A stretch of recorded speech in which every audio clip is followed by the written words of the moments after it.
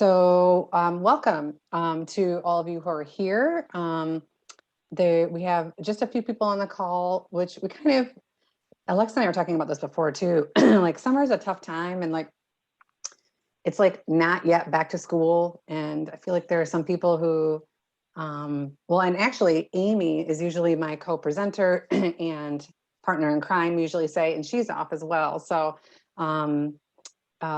We have a small and mighty group today, so hopefully our conversation will reflect that as well. I am Sarah Williams, and I am a collaborative consultant with the Jackson Collaborative Network. Usually Amy Forrest joins me. She is off on some much deserved time off with her family this week. So Alexa is going to just step in a little more than normal way. Usually Alexa's here anyway to help, but Alexa, will you introduce yourself? Yes. Hi, everyone. My name is Alexa Burgai, and I am the Data and Information Specialist for the Jackson Collaborative Network. So I'm super happy to be here. Also, before we start, Sarah, I will say the slides aren't showing. Yes, thank you. Yes. I was hoping to start here with faces, and then I'm going to screen share. But thank you for that. Perfect. Please keep me on my reminder game because I might forget later on. We have to see Bill's puppy for as long as we possibly can. At some point, I'm hoping to see, and it, like I think Bill might be working in the office, but at some point I was hoping to actually see a dog in Bill's camera. But put that for a goal. That's right. Oh, Bill, you might be home. I'm judging by your beautiful dog is door. Sleeping back there somewhere. Oh, how funny. But it is your actual dog, right? It's not like a stock image. No, that's him. That's Loki, dog of mischief. Oh, cute. That's great. Well, if you want to do quick introductions, and feel free to introduce your name, your organization, if you have one that you'd like to represent. And then in a little bit, we'll share a little more about the work you're doing tied specifically to the service systems are hard to navigate root cause. So Bill, do you want to start us off since we've already kind of thrown you to the front? Sure. Bill Rael, President, Jackson Area Manufacturers Association. Glad to be here. Thanks for being here.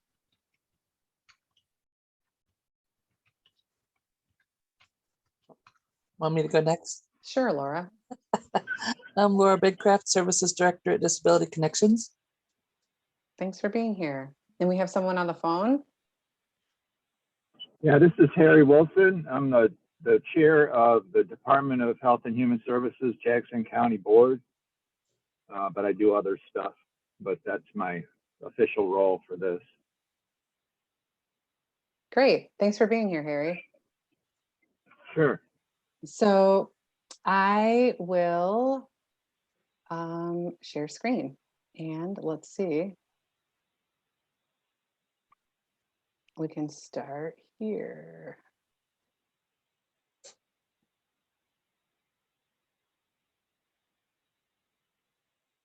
So this is where we are today. This is our second meeting of the Navigating Service Systems Affinity Group. Some of you know that we have 2 affinity groups that have been meeting regularly. We're meeting monthly, excuse me. And we are meeting, these affinity groups are meeting around the root causes that have been identified within the network. So I'll talk about that in a little bit, how we got, or I should say how we all got to these different root causes and how we're gathering around them, and then what it looks like to work together to work around these root causes. So the other one that's being held regularly right now is the Building Trust Affinity Group, and it is we're gathering people in the community, network partners that are doing work around building trust between providers and clients, or in between service systems and people. We're really working on building trust strategies, so that's separate. And then this service system here today are people that are working on how to make service systems easier to navigate, regardless of sector. So hopefully you're all in the right place. And we already did the welcome and introductions. Make sure we've all got that. And then this is just a quick description of the group. I'm gonna hide this. Just so for people to kind of understand the intent of affinity groups. And it really is designed to bring you all together to build capacity, to support conversations, and move to action to make service systems easier to navigate, with the emphasis on those experiencing inequitable outcomes. So for those of you who have been in the network for a long time, the network used to meet based on sector. So all of the health people would get together and all the education people would get together. And the network has restructured in a way that now meets around people working on the same root cause and people working together. And we'll talk a little bit more about that later, around the kind of in a collective impact model. So this will allow you all to bring the work you're all working on together, and we can align it and we can have thoughtful discussions around it. And it is my job and Amy's job to support the activities, to facilitate connections, to educate. If there's a piece that comes up where everyone is like, I'm actually really stuck on collecting disaggregated data, we can help with that resource. And it's our job to share resources and provide technical assistance, but we are really just a place also to host a space to bring you all together. Hopefully, so far, every affinity group I've been a part of has been an opportunity for people to connect. We had one person from a previous affinity group talk about how they were having trouble getting their information out to a part of Jackson that was hard to reach. And then we had someone else on the call that was in that part of the community and working with that population every day. And so to be able to have them connect is kind of our ideal world. Like, bonus if we can help with that, and also if we can just help facilitate connections so you all can connect with each other to make the work easier and more equitable is our goal. Yeah, I also think it's like what makes this affinity group different is that we are focused on those root causes, and like we are literally getting to the base of the problem, because if we don't, then we're not going to be able to make any movement at all. And so really bringing people together who are focusing on the base of the problems is, I think it's just really great, and we'll actually be able to address the like service systems are difficult to navigate in our community. Yeah, thanks for bringing that up, Alexa. That you're right, because it's also, I mean, I'm a part of a lot of meetings too, where people are like, oh, what are you up to, or reporting out and kind of thing. And the way that we hope the affinity groups work is that that we're able to have like the conversations around, well, what strategy are you working on, or how do you know that your service system is difficult to navigate? Like, who told you? Have you asked everybody? And we hope that eventually you all are kind of holding each other accountable, right? If Bill's like, actually, Sarah, that's not, we didn't, the way you did this thing is not how, we would have done it. Or there's a piece in there too of you all talking about also who was missing. We can talk about that too. Like if you know someone who's working on this root cause, or we actually would find value if this person who is not here would be here. And so, yeah, as we're kind of this is the second time the group has met, and we're kind of figuring out the flow of things and how we want to gather strategies, and then how we align them and really benefit from each other. So this is a piece too, kind of an overview if you came into our first affinity group kind of kickoff. It's just a quick summary of things we hope that you our goals, I guess, for participants. So there's a gain knowledge piece around knowledge and skills necessary to drive action. So the systems change piece is you all working on your strategies within your organization. So you are responsible for those pieces, and then bringing them together, you all bringing them together to the same place, which is this affinity group.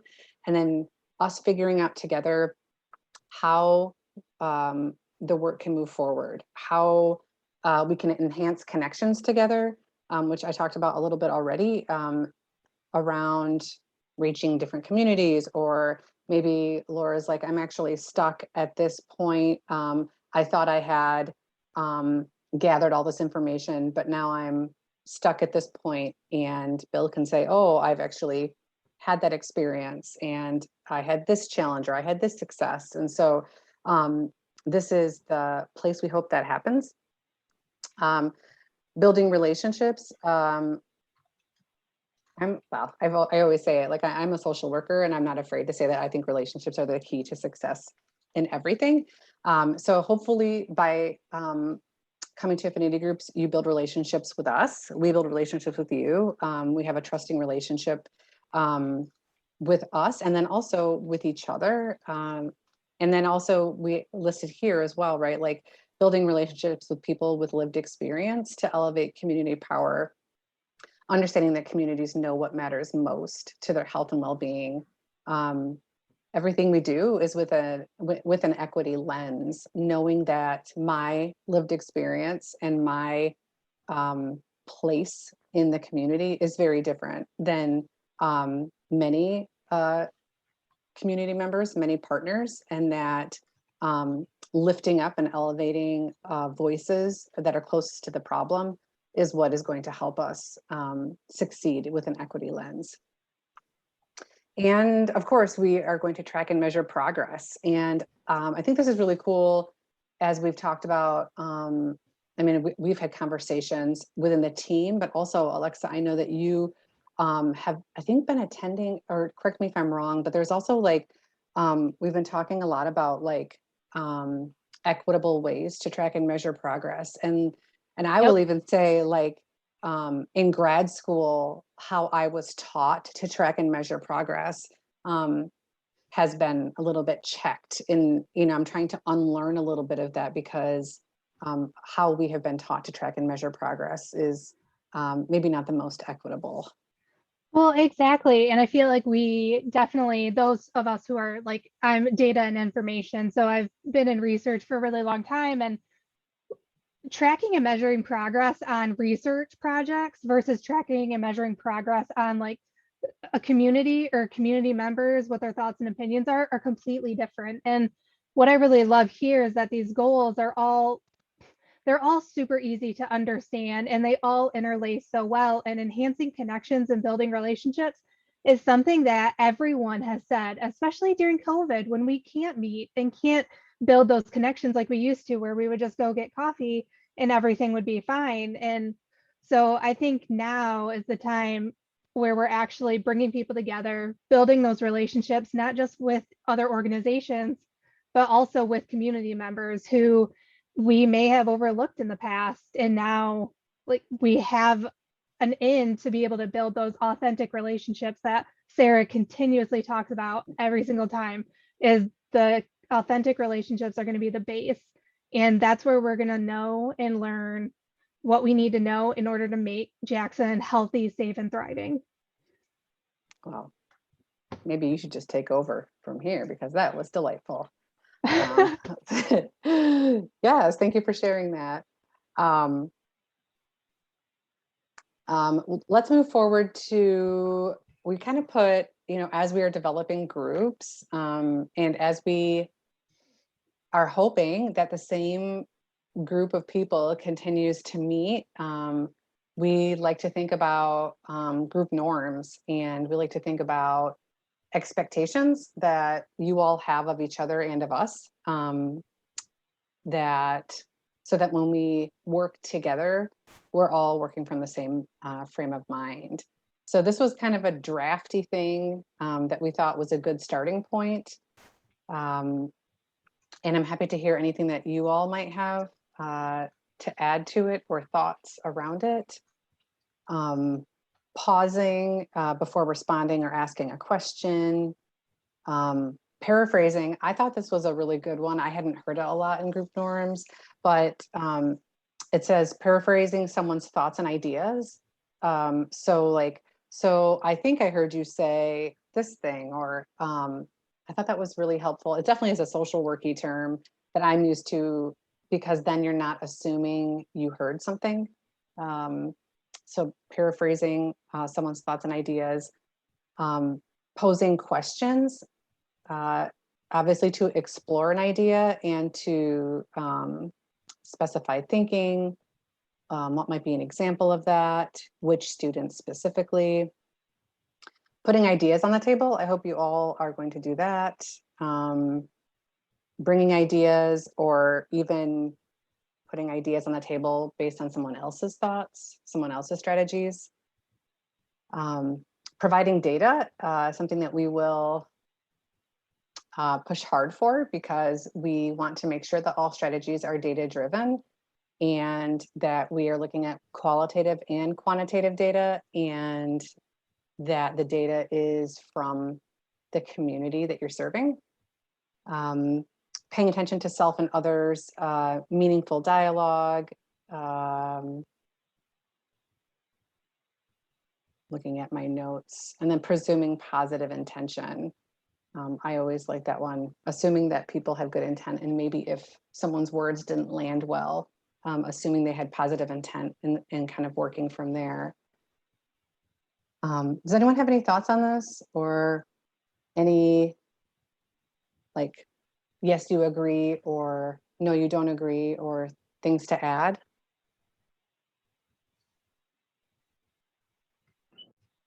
Sounds good to me. This is Harry. I love that, putting ideas out on the table, because I feel like that's something I do just in my personal life, because like everybody has a different like lens. And so just throwing it out there and being like, hey, what does everybody think? Is kind of nice, because then it, you can either find like barriers in it, or you may find something that could make it a million times better that you would never think of. So I think these are great.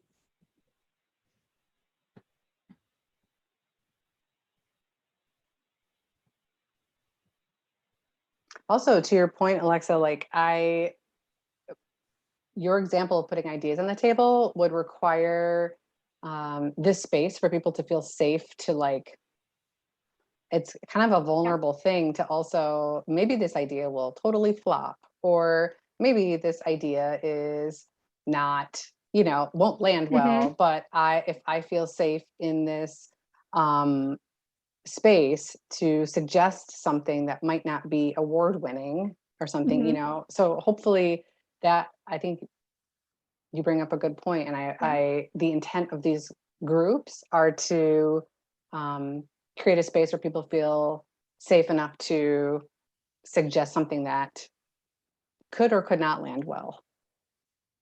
I would agree with that. We are, our organization, we come from a long line of advocates, and we are outside of the box thinkers. If we can't make something work in the box, we're going to step outside of it. And it's nice that you can, to be able to make those outside of the box suggestions without somebody going, oh my God, you can't do that. Mm-hmm.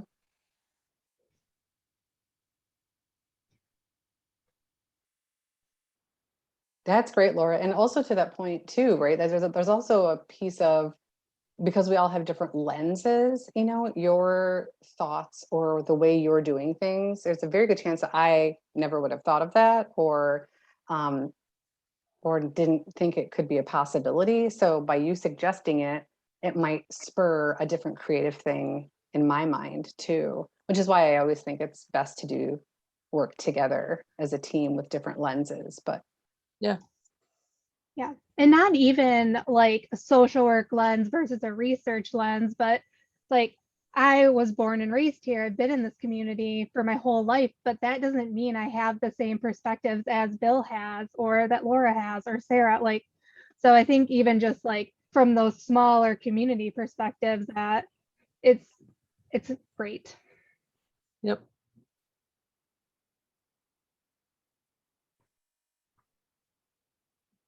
great. Well, then we'll move forward. Thank you all for your contributions on that. So this is these are the 14 root causes that we are aligning action around. So the 30-second speech, the version on how these came to be is that the Jackson Collaborative Network did a lot of researching community members, community partners, and researched a lot. They gathered a lot of data, qualitative and quantitative data, and sorted and themed things.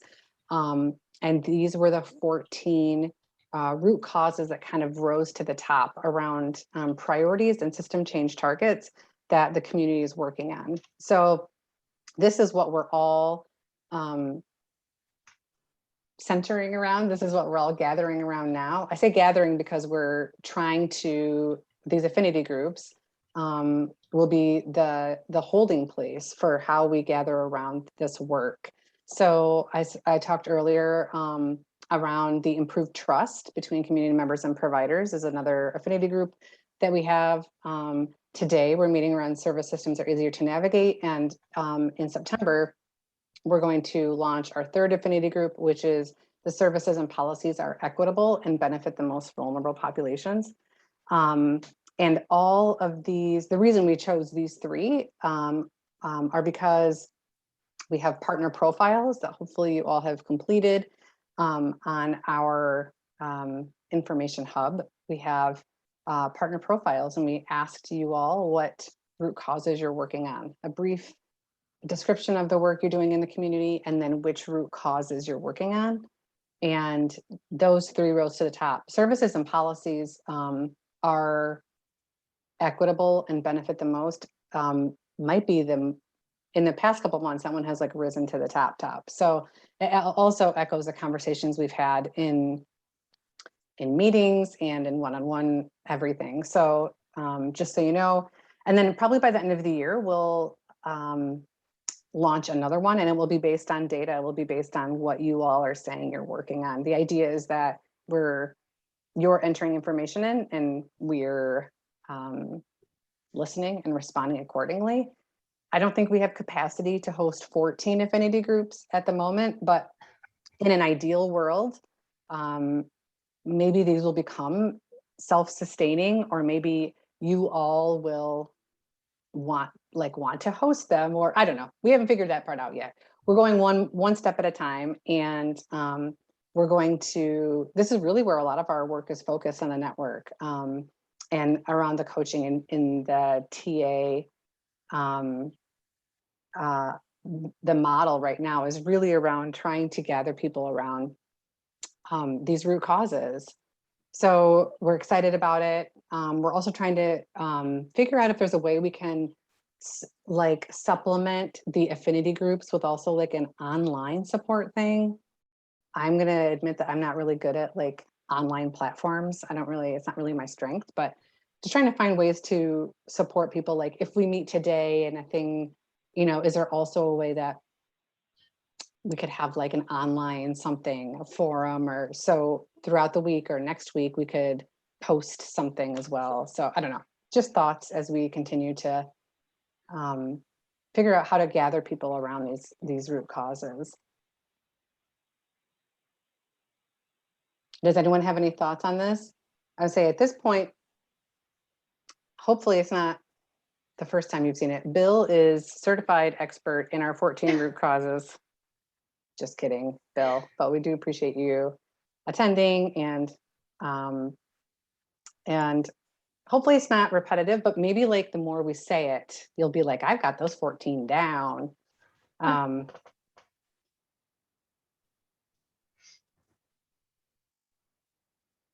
also, I don't know if I've talked to any community partner where their work only affects one root cause. It's kind of hard to just say, right? Like you're working on, so many people are working on these incredible world-changing things. They're working at, we're working on these really incredible community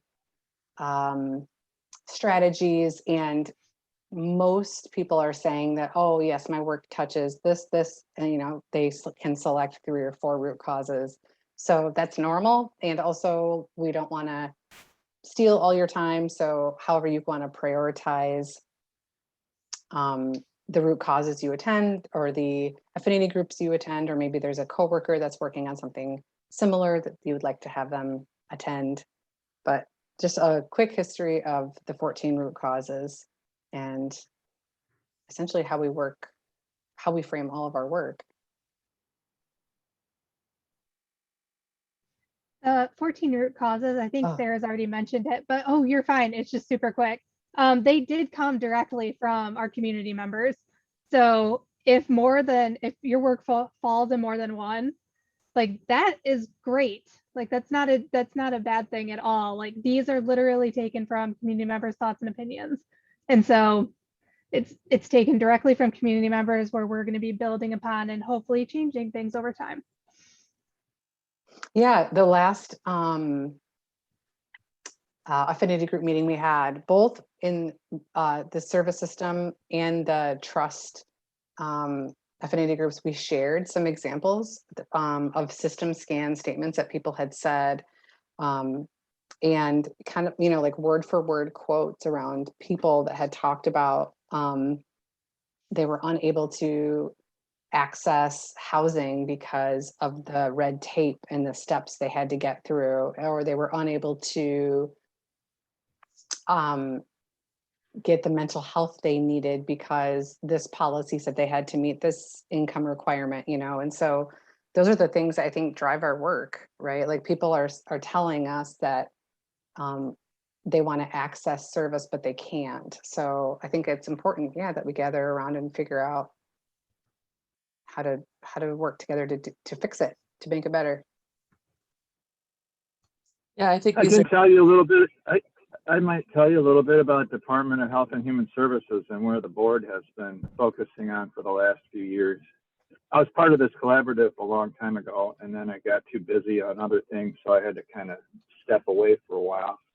But I really am interested in this because it's something that happens every day with the department and how we have people access services. There's three basic areas. There's adult and disability services, there's child welfare, and then there's the benefits that people get, like, welfare benefits or housing assistance, energy assistance, those kinds of things. So there's three distinct areas. And all three of those actually have, I guess it would be issues with navigating the system. And over the years, we went from caseload specific to universal caseload. So when somebody calls in on the benefit side and they need something, they get put in a queue, and then somebody answers the phone and they take down copious notes. And then when they call back, they might get a different worker, and that worker calls up the case number and works from those same notes. So Jackson County has been a demonstration site for the last maybe 3 or 4 years with this. And I think it's getting better, but we have had a lot of complaints with people trying to, they don't get back in the queue fast enough or whatever. But I think we have enough manpower now or woman power to make this happen in a better way. But it's still sort of a thing that's under question from the state. And then on the child welfare side, I started a program in Detroit a couple years ago where mentors stay with kids from 4 years old all the way through until they graduate from high school. And we pay the mentors, they're professional mentors. So in Jackson County, we can't really afford that model, but Zoe, the director, has started to look at, can we assign a caseworker to a child welfare case and then have them stay longer than, just not as the case just resolves, but also stay with the family so that they can help navigate the social service systems that would come around and wrap around the child so that they can get more services, the family. And then on the adult side, we just basically help adults get to their services. People with disability, we use Disability Connection and other places to help people get identified, and then we provide the services. But we don't have specific strategies in those areas so much as we do in the benefits part and in the child welfare part. So that's why I'm here. Hopefully I'll hear some more stuff, especially stuff that people run into that they don't feel that we're doing a very good job, or whether we are doing a very good job. That's great. Thanks for sharing, Harry. And actually, like, you kind of jumped ahead because the next slide was going to be the things you're working on. Oh, No, we're right on. well, I'm on the phone, so I don't know what your slide says. No, so that's it's great. hard for me to- Well, that just means that then our slides and the conversation are hand in hand. So that worked out well. And really, we're just kind of hoping to hear, and I'm taking a few notes as well, just for my sake, and we can share them later as well. But the intent is, in this group, is to talk about the work, and it doesn't have to be things that are flushed out. It also could be things that you hope to do, or things that maybe you have an idea of, or maybe something that's been started but not carried out to completion, or maybe they are things that were barriers and you figured out a way to resolve them. But that is a place for this. And so for those who are on the Zoom call, we do have a Padlet link. And I think Alexa put it in a chat. So you can go to the Padlet link. And I am going to attempt to also go to the Padlet link, and we can share it. And it is excuse me, it is a real time for some of you have experienced Padlet before. Here we go. Can I screen share? Let's find out. Yes, so hopefully you were all able to access Padlet. I know, Harry, you're on the call, but maybe I'll enter your strategies that you shared. I can enter some of them here. And I'm also happy to have just a conversation if you would feel more comfortable doing that. But these are things that you're working on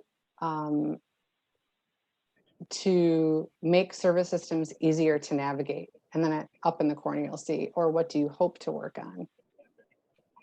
And this is real time. So sometimes this is confusing. If I'm screen sharing, you might try and click on my screen share, which won't work. But if you are in Padlet, if you click anywhere on the screen, a plus sign should show up and you should be able to enter. Let's see, I'm gonna try and. I think for this one, you have to click the pink circle with the plus sign to add a little thought. Oh, thank you, Alexa. Yes. So looks like we might have a few people typing.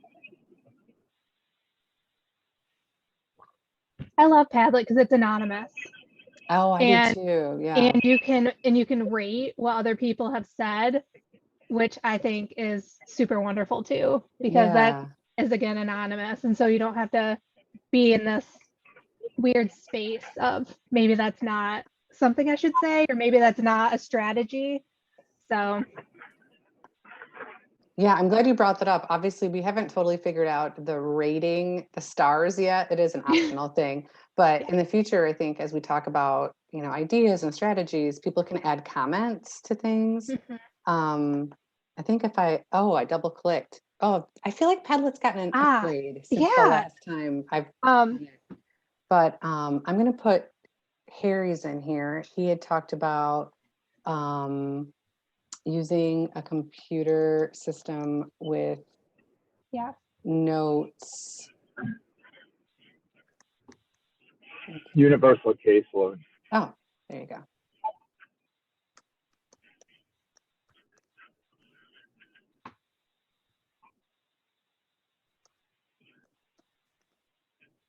building relationships seems like a popular one. I'm happy to see that. Yeah.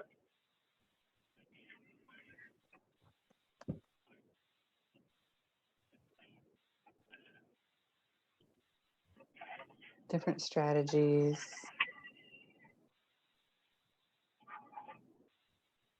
And so Harry, your example, you talked about people having difficulty navigating systems. And so assigning them someone who knows a system, which also to me, like if you have a mentor that stays with somebody from 4 years old to graduation, right? I mean, obviously to me, there's a relationship piece in there and a trust piece as well. But you talked about assigning a caseworker or like a wraparound service person to a family Right. that would help.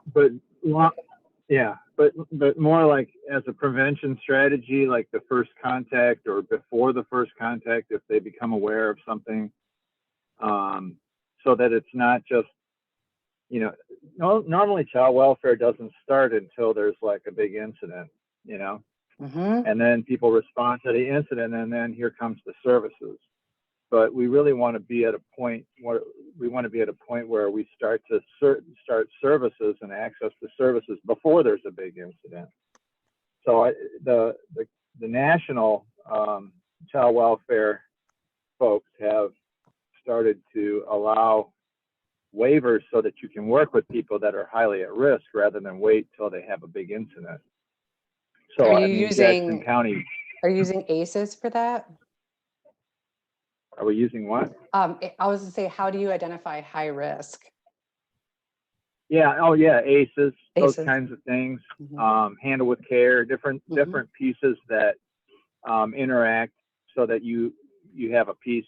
And it could be an incident that starts, whatever. But it's just we want to be early as we can, so that we start the wraparound services like you just suggested. Yeah.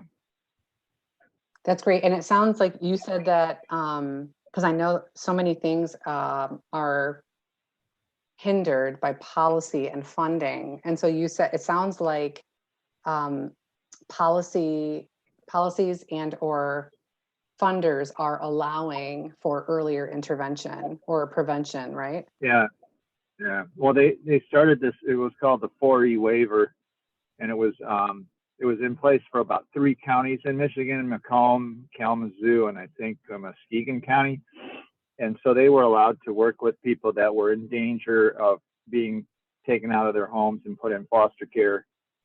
So the whole priority is to not have people go into foster care and to keep families together as long as you can.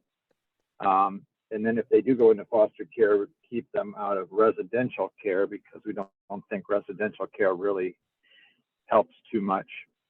And then try to move them into independent living when they're older. But, you know, I think it's a coordinated system, but the earlier we start, the better, because if we can intervene with families early on with intervention and support, and help them navigate the systems that can support their families, then they don't fall apart, and then there's no need for the child welfare system to be a big part of it. But it's not a one-time thing; it's an ongoing thing. So Zoe is looking at how can we design a program where the social worker would stay as a part of that, you know, stay in touch with that family for a long period of time over the years. I'm writing all this down just as thoughts too. That's it's all relationships. You know, it's very, very much relationship based. So it's like once you establish that relationship, you don't have to keep establishing. Now the other one, the benefits one with the UCL, that's not very relationship based at all. But a lot of times in the past, equity wise, you'd have a great worker that would go bend over backwards to find your benefits, and then somebody else would get a not so great worker that didn't bend over backwards to get benefits and be more of a pain. This way they kind of they spread it out so that they constantly check each other, and everybody's held to a higher standard. It's just you don't have the great relationship with your worker, but you're really there just for benefits. You're not there to build relationship, really. Mhm. Although people might have an idea that you should build better relationships. I don't know. I'm just jotting this down as well. I like that you differentiated between them. I agree with you. I know exactly what you mean. Because right, like we've talked about this before, but oftentimes the success of an intervention or a thing is highly dependent on one person, or like if someone believes in a thing, or if someone has buy-in, or if someone has passion or understanding around a thing.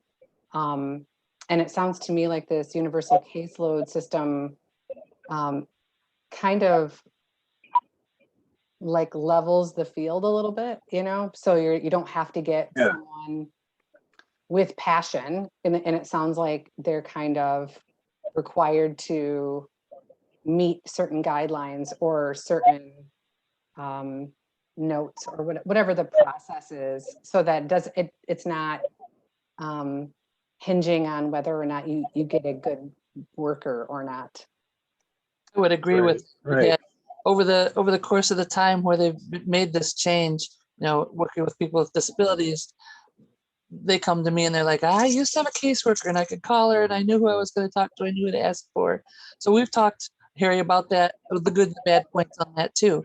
If you get a caseworker, that's who you have.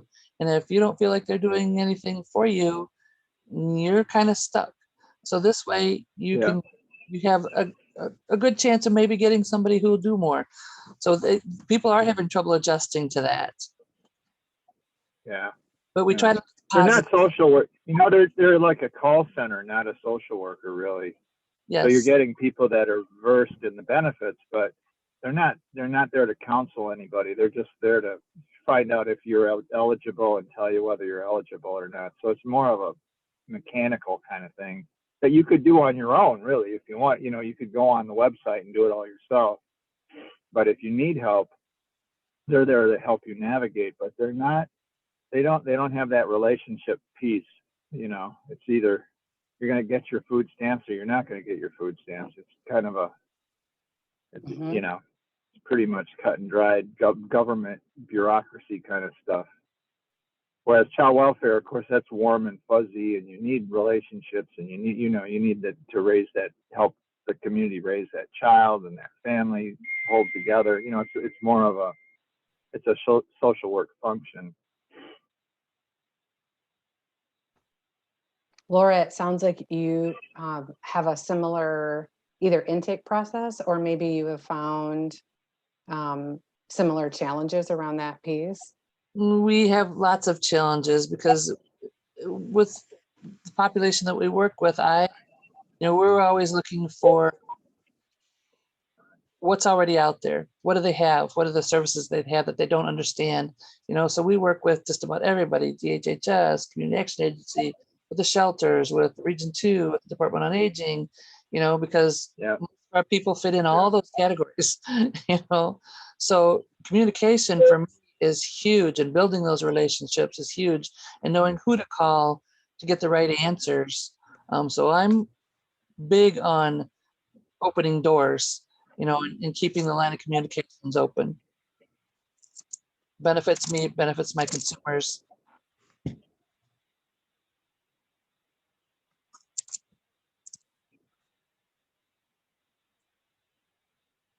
Well, I think there should be some sort of, the way it sounds like you're saying is that there also could be some feedback mechanisms that we get even at the board level to make sure that we're asking the state to do the best things for Jackson County, which we don't have that loop in place.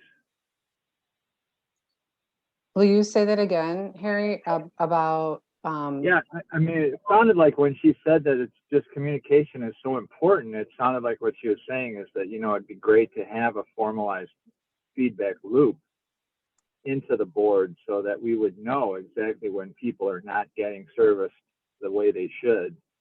And then we can we can hold the state more accountable. I mean, right now, and not that Zoe lies or anything, she's wonderful. So we hear all the stuff that they're working on and everything that they're doing, but we're not getting constituent feedback as much as maybe Disability Connection does, because they counsel people, they're hands-on with people all the time. So maybe we need to build in some of those feedback loops, it sounds like she was advocating for. That would be awesome. So we should, I'm going to write this down, Harry. We should build in constituent feedback loops specific to DHHS? Or is that Well, specific to like? I mean, it could be for other things, but for me personally, for our board, I think it'd be great for our board, just so that we had another avenue. We're trying to open up board meetings. We're now having them at the Jackson County Tower building, and we're trying to advertise to have people. We've never had anybody other than the board and the workers from DHS come to our meeting. Nobody's ever come and, I mean, if we invite somebody to present, they'll come and present, like the laundry angel person or somebody that's got a specific thing that they're working on that intersects with our work or our funding. But for the most part, I mean, we have the meetings and we get status updates, but we don't have issues that come before the board brought by citizens that don't feel their needs are met. Yeah, and I think that's really important. We tend to forget that, we can make all the decisions we want, but if it doesn't affect the people that we're trying to help, if it doesn't give them what they need, we may think we know what they need, but until we ask them, we don't know. We might think Absolutely. Yeah. So Harry, can I ask, why do you think there are not people that come to board meetings or do you already know why? I don't know. I mean, we know the suspicion is they don't know that they're like on the fourth Monday of every month, and then they do rotate with this other. We're on two boards. One is the Jackson County Medical Care Facility, and one is DHHS. So depending on who's hosting, one goes at 9 o'clock, and the other one goes at 10:30. So, and then the next month it's the opposite. So I think that might have to be fixed so that they're the same time every month. It's something simple, I guess. But then people at Jackson Medical Care, they kind of know that if they have complaints, they actually do show up. A lot of families show up and say, we didn't get this, or we didn't get that, or it costs too much for this or that. But on the HHS side, it's just, we've tried to advertise. We put signs up in the lobby at the department and things, and we've broadcasted on our social media page. Apparently, I don't know much about that, but it just doesn't have. We just haven't got anybody that interested or that angry. So a lot of the problems with people attending that kind of thing is most of the people that we work with and that work with through DHHS are the poor, or so transportation is a huge issue. They're in crisis, so time is a huge issue. When you're in crisis mode, you're always dealing with a crisis. You have to fix the crisis because you're dealing with the crisis. So those are the people that need to be there most. Those are the people that have the hardest time getting there. Absolutely. You're absolutely right. So to me, this conversation is very interesting and helpful. And also, to me, it just sounds like there's both, right? Because there's a piece on like, if you don't know what constituents feel, how they are feeling about a thing or a program or feedback, to me, I think it's a bonus if they want to come to a board meeting. But to me, like what you were saying, Harry, about like, I don't know what processes are in place around DHHS and their programs. But to me, it would be, and we center authentic engagement in everything we do, and also the feedback loop around what is this thing we're doing? Are there like positive outcomes, but also, is this resonating and how do people feel about it? And if they don't feel great about it, how do we adjust, right? So to me, there's a piece in there of an ownness on the people running the programs or the program director, or the director, you know, like, I mean, I guess I don't know, I don't have knowledge about the information or what surveys are being done or what is being asked. But if you're saying that you're not sure how the community feels, or if you're not sure about something, to me, it almost seems like there's an opportunity for the people that are working with that population to ask or to find out, right? Another problem with the meetings is, and we've experienced this too, these are people that are very vulnerable and they're afraid of retaliation. Right. So if I complain too much, what's going to happen with my services, or what's going to happen in the long run with what the things that I need? People are going to stop listening to me. Am I stop going to getting any assistance? Maybe a suggestion I could make, Carrie, and I don't know whether you have, or what kind of options you have, is we do an over the phone. So when someone talks to someone, they can offer them a survey, or we do someone that calls and does surveys, and they're all anonymous. So they can give feedback, but it doesn't say who it's from, so that there's no, and people are more inclined to give feedback when it's anonymous. There's no retaliation. There's nobody calling me saying, why'd you say this about me? Or, that kind of thing. And we do that. Yeah, that's great. And then we do. Yeah, that's a great idea. Yeah, we do. We just use SurveyMonkey, so it's available from. You can make it available from a website for people that can use the computer. You can make it available over the phone, or for people who want to request one, and they can do that maybe through whatever case manager they work with. We send them a paper survey that they can just, and we'll send them an envelope with it, which is some cost involved. But when it tells you, it gives you that, I think the feedback is worth the cost, because then you're actually giving people the services they want and need, instead of what we think they want and need. Very human-centered design. Like Yeah. that's all it keeps on bringing me back to, is you're talking to those who are needing the services. You're creating things with them in mind for them. You're getting feedback on it and bringing it back continuously. So it's just brings me back to that human-centered design, which makes me super happy. Planning. That's everything we do is based around person-centered planning. Perfect. And Laura, that sounds like it's mostly like a satisfaction survey, right? Like, We have them for different things, but for the majority, yes, satisfaction surveys is what we do. And then if somebody needs to expound on that, we can. that's great. And then, so if I'm going to use like the Harry lens, if I were, so what do you do with the feedback that you get if it's anonymous? Like, do you have a board? I don't even know. So apologies if you do and I don't know. Yeah, we have a quality committee. Okay. So it's made up of a couple of staff members, a couple of board members. So like I said, we use SurveyMonkey, which is really nice, because even if somebody doesn't do it over the computer, we can, if they call or if they do a paper one, we can enter those things into SurveyMonkey, and it gives you reports on everything that you put in, and it'll do graphs, and all kinds of great stuff. And then, it tells me how many people were satisfied with each question. And then they have a place on the bottom on ours where they can make a statement. This is why I like the services, or this is what I didn't like about the services. And ours is basically, a portion of it is all the same for every single person. And then we do an additional questions based on what program they serve.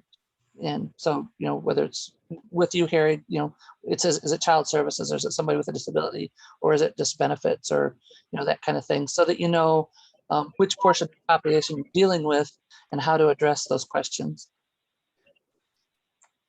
I'm curious, do you collect any demographic information? I know you said it was anonymous, but do you collect anything on like race, ethnicity, anything like that? At this time, we do not. Yeah. We collect a lot of that just so we can look at, because we also use SurveyMonkey for a lot of our satisfaction around the network. Mhm. But a lot of surveys utilize, even like it's anonymous, no, there's no name attached to it, but collecting that demographic information, you can break it down and be able to see a lot more disparities too. So keeping that in mind at some future, as we are trying to look for more of an equity focused lens, it's nice to just keep that in mind where it can still be anonymous, but you can still collect some of that demographic information that'll help you and your organization help those service systems. Sure. Yes. Thank you. Good question. Good suggestion. Harry, is it, just because we're having this conversation and we're here, do you know if DHHS offers us like a phone survey, or I guess I'd be surprised if they didn't, right? Like, do they offer were you happy with our services? Like phone, anything? Uh-oh.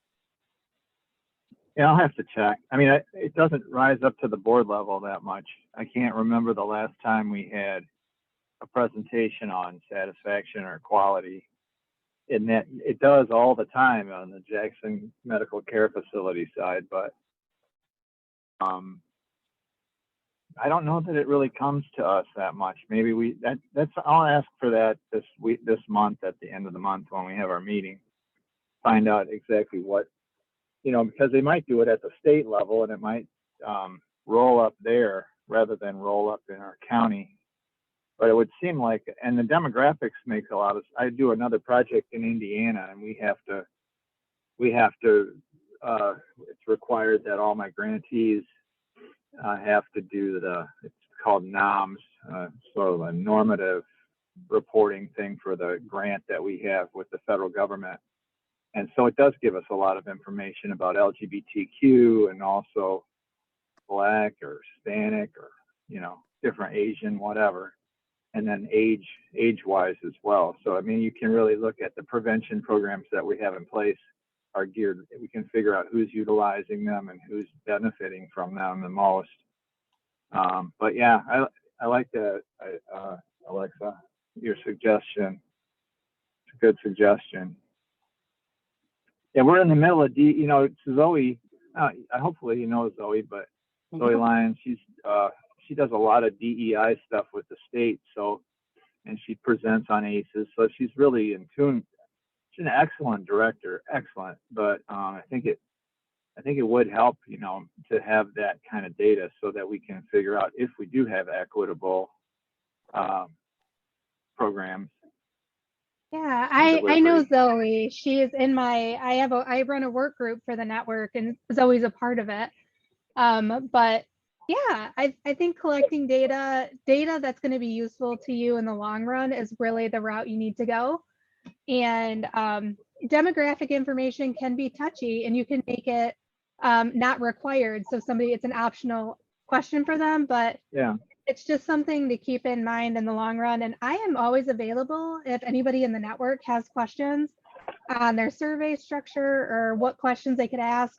Even Sarah and Amy are really wonderful with this kind of stuff. So they're always available to help with those coaching and technical assistance questions. So keep that in mind, everyone. Yeah, no, I appreciate that very much, Alexa. And I like, because really as we're like, right, collecting any sort of data, we do the same, right? We send out after meetings, after gatherings, we always send out like satisfaction things and how can we best support you best and all of those things.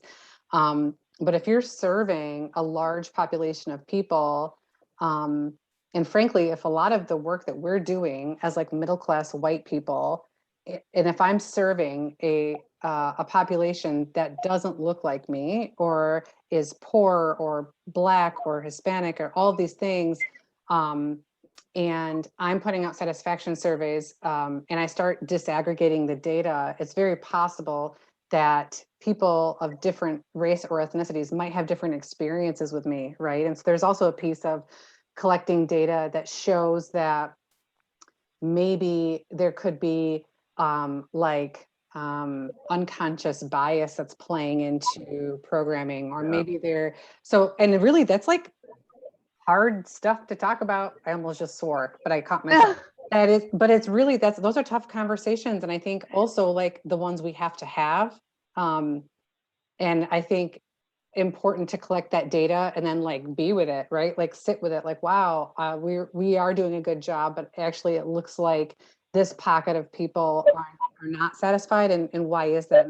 To go talk to them, or maybe we should rethink the language we use. Maybe we should rethink the people we have that are doing the programs. So also we're having those conversations at the network as well, right? Like we're talking about the fact that like we're a team of white women doing work that centers equity and things like that. So not afraid to talk about anti-racist practices and how to actually really center equity as we do this work.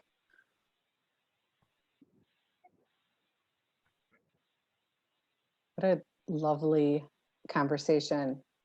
Bill, I am going to guess, this is anonymous. I'm probably not supposed to call people out, but I know you enough that I'm going to guess that maybe you typed in your access to registered apprenticeships. Yeah, it's probably no secret. Yeah, absolutely. That's great. Do you want to expand on it at all? Sure. I mean, and access is carrying a lot of weight there. That's a pretty broad brush. So we're unusual in that we're not a typical normal service provider, right? That you would think of in the, community support arena. We're a trade association that provides resources and services to employers, manufacturers in particular. But in the last decade plus, our primary focus has been on talent development, training, in particular registered apprenticeship, and supporting the companies on so we do management, if you will, of the registered apprenticeship on behalf of over 70 companies now in the region. So we are their registered apprenticeship provider on the back end, if you will. We do all that tracking and reporting and system stuff. And our entire system was built, our entire service, if you will, was built around serving the companies first. So typically for a person to come into apprenticeship for us, they have to first be employed by a company, and the company selects them and sends them to us, right? So that model is still the primary way we do business, if you will, but it doesn't serve the needs of the companies or the community as a whole, as well as a broader based system where apprenticeship is much more transparent and available to everybody.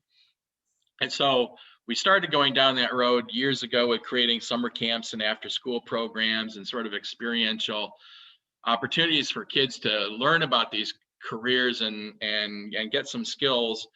And then they could get to the companies, and then the companies could hire them, and then the companies could send them to us. And again, that's not creating a pool, a significant enough pool to really serve the needs of companies. So we're in the process of sort of reinventing and redeveloping how we do this. And we started down this road. We've made a lot of mistakes, if you will, or I don't know, we've learned a lot. Let me put it that way. We can't just take the old way that we did business and shoehorn it into existing other systems, or just sort of come along and say, hey, as an example, we were working with Jackson Pathways to try to bring some of our registered apprenticeship training, tweak the model, tweak the delivery a little bit, but bring it right into the school system, plop it in there and try to teach it to the high school students. Well, those students, A, have no frame of reference as to why this stuff is relevant. It's not really designed for them. It's designed for adult apprentices who are already working and okay, we'll teach you how to read a blueprint. Well, why do I even care? So there's a whole host of things that we're kind of still going down this road. And right now we're biting off the biggest chunk we're doing is youth apprenticeship and school to registered apprenticeship, and looking at what's going on in for us, it's a 5-county region. It's our Michigan Works region, our prosperity region, and looking at the career and tech ed programs that are currently in existence in all 5 counties and what they're teaching in those programs and how those align to what's needed by the industry folks and where there's commonality. We're redeveloping registered apprenticeships around those competencies and moving to a competency-based model where the work that those students are doing while they're in school in those programs can automatically be counted as registered apprenticeship when they're also doing work-based learning, which used to be called co-op back in the day. So if they're going out doing job shadowing, internships, and paid work experiences with these companies, that ultimately is what a registered apprenticeship is from the Department of Labor's perspective. I mean, I won't go into the details of what a registered apprenticeship is and what makes a registered apprenticeship, but there are some key components, and that hits all the buttons. So we can then start to provide registered apprenticeship opportunities embedded directly into their high school experiences. So we can even get to a point where when those high school students, when they graduate from high school, in addition to a high school diploma, they're getting a certificate of completion from the U.S. Department of Labor, which has national recognition. That's where we're at right now. But as we're working on that, other stuff keeps coming up and coming out. And one of the conversation topics that kind of leads back to even some of the stuff that was talked about earlier is the equity stuff and the access. These registered apprenticeships, especially in manufacturing, are typically male. We don't get a lot of females. We don't get a lot of students of color, and we're not touching the disability population. And so that came up at our most recent board meeting when we were having conversations about this youth apprenticeship expansion model. Is as our manufacturers are moving, everything's becoming more and more technical, right? And there's more programming and computer related stuff in every aspect of what we're doing. And one of our board members has a high functioning autistic child who has problems, dealing with people on a relational one-to-one basis. So sending him to a company to have a job interview is probably a recipe for disaster, right? Now she's working with folks, and she's connected into systems, and for all I know, she has connection with Disability Connections as well. But she has the wherewithal and the capabilities and whatever to work with her child and help him navigate stuff.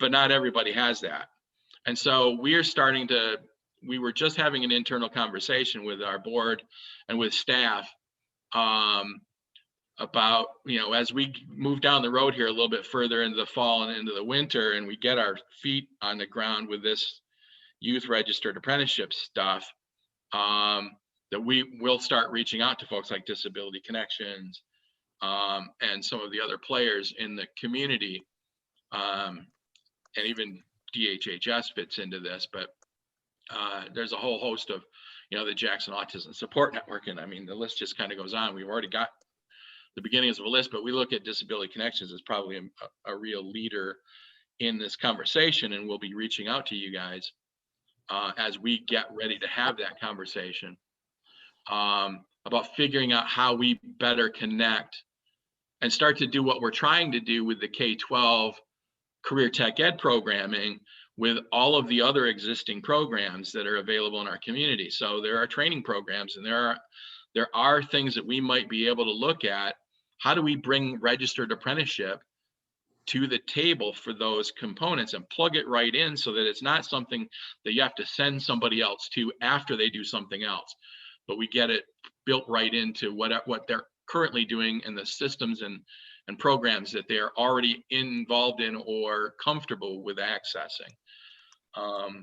Again, this is a journey. It's a work in progress, and we have a fairly small staff, and we're running off the cartoon cliff a little bit, but as long as we don't look down, we'll be okay.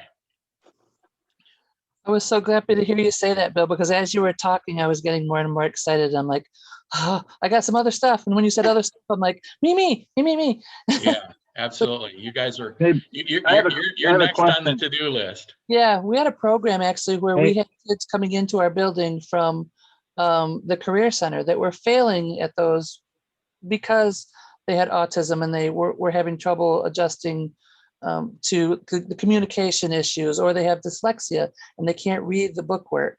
Yep. You know, so and we had several students that we got through to employment through that program. So it was great. I'm not even sure what happened, why that went away, if it was funding or whatever. I can But- tell you one of the best CNC machinists and programmers that I know in this community has severe dyslexia. People don't understand it. Just because they can't read the book doesn't mean they can't learn. And if you look at the statistics, people with disabilities are extremely good employees. They're very loyal. They're long lasting. They stay with the job they have because that's where they're comfortable. Yeah. You know, so as long as they're treated right, they are an excellent employee. So I'm really excited to hear you say that. Yeah, the biggest component that we can bring to the table on this sort of, I mean, we're kind of thinking about this as a collaborative itself, that we will be moving down this road. And so we can help, you know, work with the employers. I mean, there's an education component side on the employer piece too, and bringing employers to work with employers and mentor within the employer system to help them get over whatever internal barriers they have to doing this. It's the same thing with the incarcerated or previously incarcerated population, you know, as they're coming out of the prison system. And we've had some success there with getting more and more companies to look at folks coming out of the system, not automatically, you know, removing them from possibility because, you know, they have the check the box and, you know, you're weeded out. So the whole ban the box thing and to some extent the vocational village has helped shift a little bit of that mindset for the manufacturers, because those folks are actually getting some very relevant skill sets. Yeah, that's what we're having. We've always had problems with getting the employers to understand that a little bit of extra work on the front end is going to give you a huge opportunity on the back end. Yeah, and there's support and help in getting that through those steps, right? It's Yep. not, you're not alone in it. And that's the biggest thing, is that most of these companies, especially the small to mid-sized folks, which are the majority of JAMA's members, are just, I don't have the internal resources to deal with this, right? That's their go-to response. Is like, I can't take that on. I can barely keep everything running as it is. Well, you're not alone. Everybody's here to help. And if we can do it together, it'll be easy for you. Yeah. So that's where we're going. That's great. Harry, I thought I maybe heard you pop in, but there was a very passionate conversation going on. I'm not sure if we. Maybe he Did we lose him? is on mute, or maybe I know he's. Hello, Hello there. this is Harry. Hi, Harry. I was on mute. Did you ask a question? I just said I thought I had heard you pop in and contribute Oh, during. I was just saying about. I was going to ask Bill a question. Yeah. So, Bill, does it have to be a whole district, or can it be individual kids? Oh, it can be individual kids. So if we did like foster care kids that are in transition, or kids that are like just about ready to transition out of foster care that need that kind of a credential, could they just be sort of an affinity group of their own, or a cohort of their own? Potentially, yes. I mean, this is going to be a conversation that we have to have on a case by case sort of basis. But yes, we may end up putting people together into different groups, but cohorts like that make a lot of sense. But it's which partners need to be at the table to help move this along, right? That's ultimately where we're going to get. Right. Because okay. Because the components to this are I mean, there's a training and a component, if you will. There's a work experience component. I kind of envision this sort of back when the Prisoner Reentry Initiative first started in Jackson, was a pilot in that second or third year round of it. We actually spearheaded a team, if you will, that worked on the work experience kind of component of that. And JAMA partnered with Jackson College and Goodwill Industries. John Hart back in the day was hired to kind of run this little project, if you will, from the Goodwill end, where and I'll tell you how this failed, but I'll try to be as brief as possible.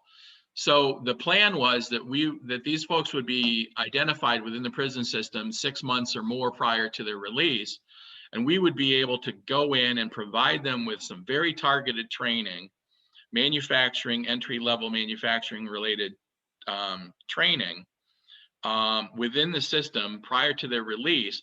When they were released, they would come out and go into a work program, if you will, for 3 weeks or whatever. I think it was 3 to 4 weeks with Goodwill Industries, and JAMA would be working with the employers and lining them up prior to the release of these incarcerated individuals, where there would be a job waiting for them at the other end. They would be paid while they were working for Goodwill Industries. And then at the end of all of this, they would have a nationally recognized certification from the training component. They would have a certificate, if you will, from JAMA certifying that these individuals completed that work program, and they would go right straight into paid work and into apprenticeship. I see where we're headed down this path that we're headed now is very kind of similar in structure to some extent. The players are different, but it's a similar sort of programmatic component piece to it. The reason why that fell apart was because at the time, the certificate the training and certification that we were working to build around, it was the only thing that was available at the time, was from the Manufacturing Skills Standards Council. And they had developed the curriculum, et cetera, but they made it internet based for whatever reason. They made it entirely internet based. And this was quite some time ago. And so it couldn't be delivered in the prison system because they couldn't have internet service for those individuals during that period of time. So that kind of, and simultaneously the MPRI program accelerated the release of all those individuals, and they didn't get to 6 months. So we couldn't even figure out what to do, and they just basically were getting shoved out the door. So we tried doing it after the fact, and it didn't work as well. We had some success, but it just ultimately fell apart because the partnership didn't work. Anyway, I won't bore you with all of that, but I guess I just did. Bill, I don't know if you know, John Hart is our director now. I do. Okay. That's why I mentioned it. Yeah, he would love he would love this. I can't wait to share it with him.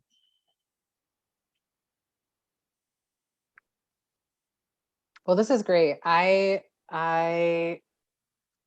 every time we have a meeting, and even if there's just a few people that show up, somehow there's these magical connections that happen. And listen, it's a little woo-woo-y, but I think it's all meant to be. And I just think Yeah. it's lovely. And I love to hear it. I love to hear also, Bill, I really appreciate your transparency. Every time you attend, you're like, here's the thing we did, and then that did not work. And so then we did this thing, and here we are in the middle of this thing right now, and we're doing our best. And I love so much that you're like, we're working on this thing, but then all of these other things just pop up, right? Because like that's how it works. And I think the beauty in the work that you're doing is also you're like, okay, well, so how do we address this? Not just like, let's stick to the path with our blinders on of what we thought it would look like, but also these new things popped up because they're important to address. And so like, how do we do it?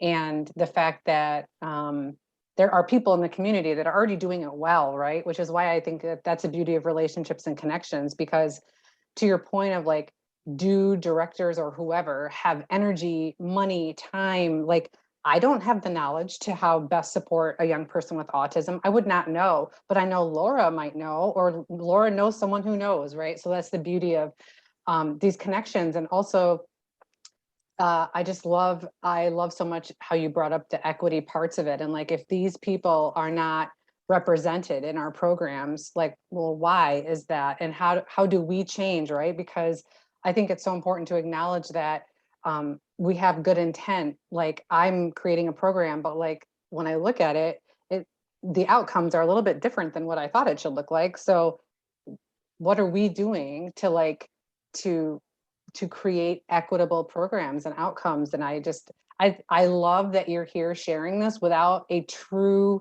answer yet. Like, you're in it. I mean, whatever. It's the process is the whole point, right? Like, Right. and how we go through it, and what we are willing to admit might look a little bit different than what you originally thought. I think it's great.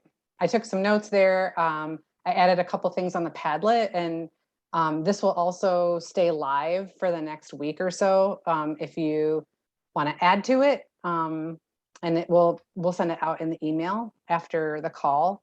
But this will kind of serve, it's really ad hoc-y notes. I mean, it's really, but it is what it is, and it kind of reflects some of our conversation today.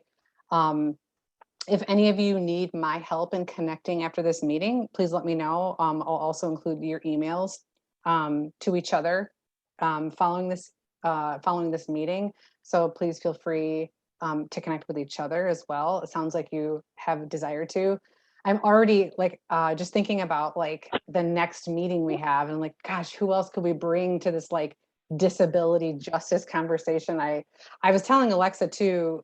We in the our network meetings, we have anti-racist regular meetings around what are you reading, what are you working on, and the disability justice and the anti-racist conversations are very hand in hand. And I just love that's where our conversation went today. I just think it's great. Yeah, it is great, and we are open to ways to reach people. We find in our organization that probably 80% of the people in my demographics are Caucasian, and I know that 80% of the people in Jackson don't have disabilities and are Caucasian. We are not reaching the people that we need to reach, and we're working really hard at it. We have a newsletter, but we thought we were doing the now thing by making our newsletter online and sending it out by email. And then we realized that, well, half of our demographics don't have email.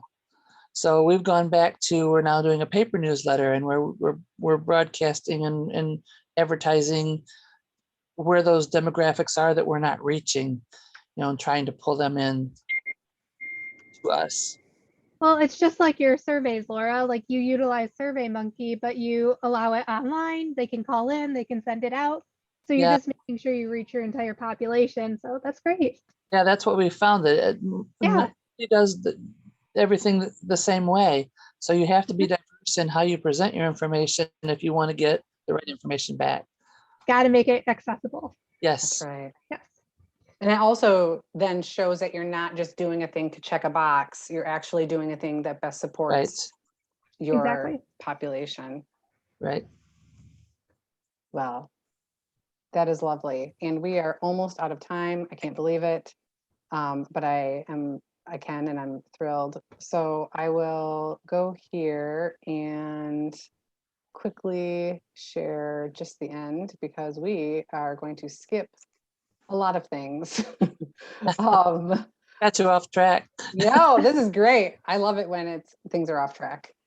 These are things that we can tackle later. And my dream is when conversations, authentic conversations and connections take over the day. So this is just a plug for like future things that we're thinking about how to frame our gatherings. And as always, it all depends on who shows up. So we are, I don't have the brain space to think about like whatever this pandemic never ending thing is happening. We're like, we're going to go to in person. And now I'm like, I don't know if we're going to in person. So anyway, whatever it looks like, we're going to continue to gather. I would love also, there's also a piece in there too of if you're ever interested in like coffee or chatting more one-on-one, please reach out to either Amy or myself. I will say Alexa and Tracy are also here from our team. All of us are lovely collaborators and would love to meet with you if you'd also like some additional support. In the future, we're going to talk about like specific wins and barriers around the work you're doing, although all that kind of came up today. So we didn't even need like a highlighted slide. It was like the entire conversation. This is just a reminder for the next time we meet. So this service system group is like the second Tuesday of every month. I should check my calendar before I confirm that, and it's recorded. Second Tuesday of every month. So if we do the math, and some of them have already been put on our network calendar, and you'll continue to see flyers, but September 14th is the next one. And then in October, it will be the second Tuesday, which is the 12th. So just so you know, if you want to block off that time, we're going to have more of this conversation, and we're going to try and really like take those strategies that we talked about today and like put them in a grid, like find a way to really organize the strategies and continue to talk about them and how we can move it forward using like the action planning process. These are just a couple of things coming up. On August 24th, we have our coffee connections. Right now it is a Zoom link where Amy and I hang out, and it's super informal. You can show up anytime for an hour between 10 and 11 and ask whatever. If you're overwhelmed by things, or you don't understand a term, or you just want to chat with us about something you heard about in a meeting and you wanted more information, it's just less formal, less agenda, more chatting. And then this is the other affinity group we have going currently, and it is the Building Trust one, and that is meeting the third Wednesday of every month from 10 to 11:30. And we're working on improving trust in that in that group. So please come if you'd like, or forward the information on if you know someone who is really working on strategies, because we would love to have these more authentic conversations and connections with people who are working on building trust. And then this one I mentioned earlier, this is the save the date. We have the new affinity group. The next one coming is inequitable policies and practices. And this is from like at all levels, right? Like we want decision makers who are doing this, but also, frankly, the things I heard you all talk about today are really like trying to look at what you're doing with an equity lens. And are you working on strategies that are addressing, maybe not even, that's why we put both, inequitable policies, like maybe there's a policy that was just made, but then the practice somehow or the outcomes were inequitable, and there are strategies to address that. So be on the lookout for that. That will be the September 23rd, and that will also be on a monthly basis. We'll have that. And then this is just to close out. Usually Amy is here with me. I wanted to thank you, Alexa, for chiming in and helping facilitate this in Amy's absence. It's nice to have a different voice than just my own. And my information there and Amy's as well. Please reach out, even if you think a question might be silly or not, or if you want to follow up on something in this conversation. something around the action planning process where we love to chat. We love to have conversations around the work that you're doing. So thank you all for coming. And also we'll send you an email. We will have a survey. It will be a satisfaction survey, similar to the one we talked about today, around your time with us today, how we can best support you, and helpful tools as you move forward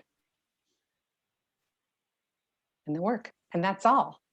And thank you for, extra 4 minutes. Thank you for your time today. I just value these conversations so much. So thank you so much for being here.